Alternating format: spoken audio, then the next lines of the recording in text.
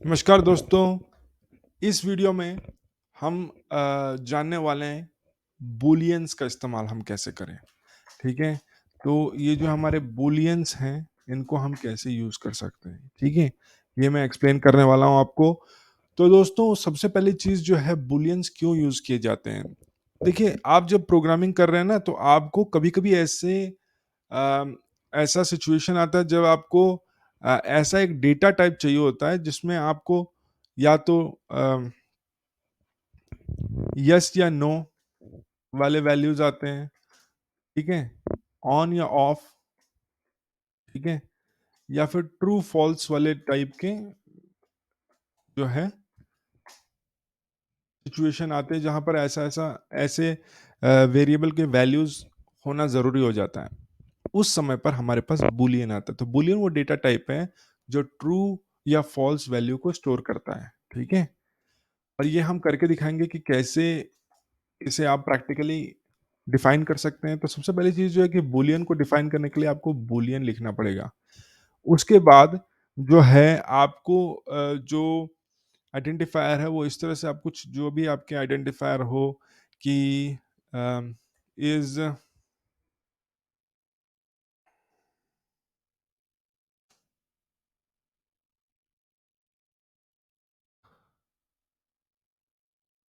कुछ भी, मतलब मैं ऐसे ही लिख रहा हूँ, इक्वल टू ट्रू, ठीक है? Hypothetical situation is Sri Lanka an island which is, यही मैं लिखने वाला था लेकिन इज आइलैंड, सो ये जो है ट्रू है, ठीक है? तो इस तरीके से हम इसको डिफाइन कर सकते हैं। जो आपका वेरिएबल नाम या आइडेंटिफायर यहाँ पर आएगा, बूलियन यहाँ आएगा, यहाँ पर वैल्यू आएगा। तो दोस्तों, इसमें आप देखिए एक चीज़ कि मैंने डबल कोट्स का इस्तेमाल नहीं किया है। आप नॉर्मली जो ट्रू फॉल्स है जो भी लिख सकते हैं। अगर मैं आपको कोई प्रिंट करना हो तो आप प्रिंट करके देख सकते हैं, system dot out dot print कि कैसे ये दिख रहा है प्रिंट करने के बाद।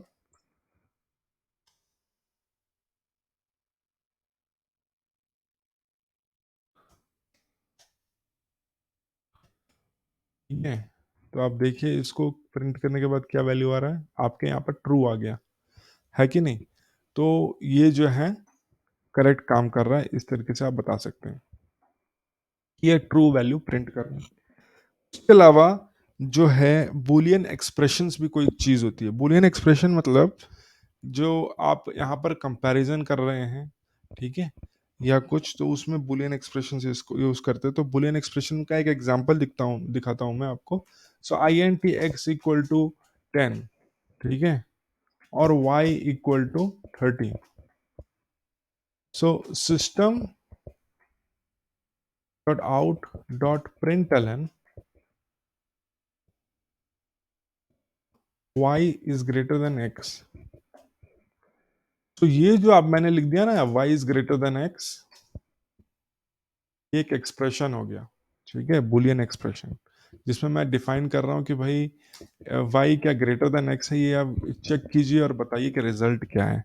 तो इसका जो आंसर होगा वो एक ट्रू या फॉल्स होगा या बुलियन होगा। तो x जिसका आंसर ट्रू या फॉल्स है वो भी एक बुलियन एक्सप्रेशन हो गया। तो यहाँ पर ट्रू आंसर आ गया कि y is greater than x। जो अगर मैं x और y यहाँ पर लिख देता तो आप देखिए यहाँ पर क्या हो रहा है, फॉल्स आ जाता, ठीक है? तो ये स्पेस डालने की जरूरत नहीं है, पर क्लियरली दिखाई दे इसलिए मैंने किया था,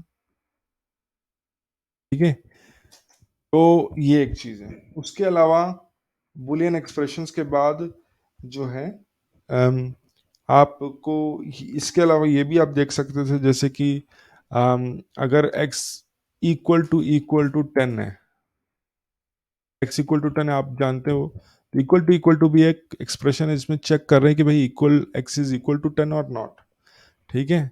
जो अगर मैं यहाँ पर 30 लिख देता तो फॉल्स आता, ठीक है?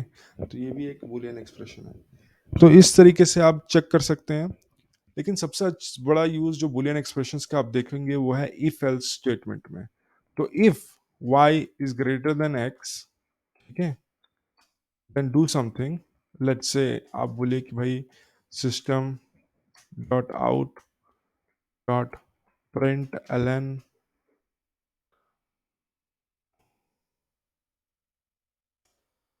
y is greater than x जो है ये मैंने लिख दिया, और यहाँ पर एल्स स्टेटमेंट लिख दिया कि भाई अगर ऐसा नहीं है तो आप क्या कीजिए, system dot out dot println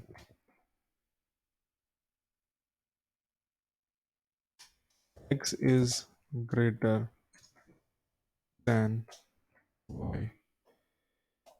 ठीक है, तो आप इसको प्रिंट कीजिए y is greater than x, answer true हो गया। ठीक है, अब जो मैंने यहाँ पर एक्सप्रेशन चेंज कर दिया होता है, x की जगह y की जगह x डाल दिया होता, तो आप देखिए क्या होता है, x is greater than y, ये आंसर आ जाता, जो कि मतलब रॉन्ग स्टेटमेंट है, तो ये भी है।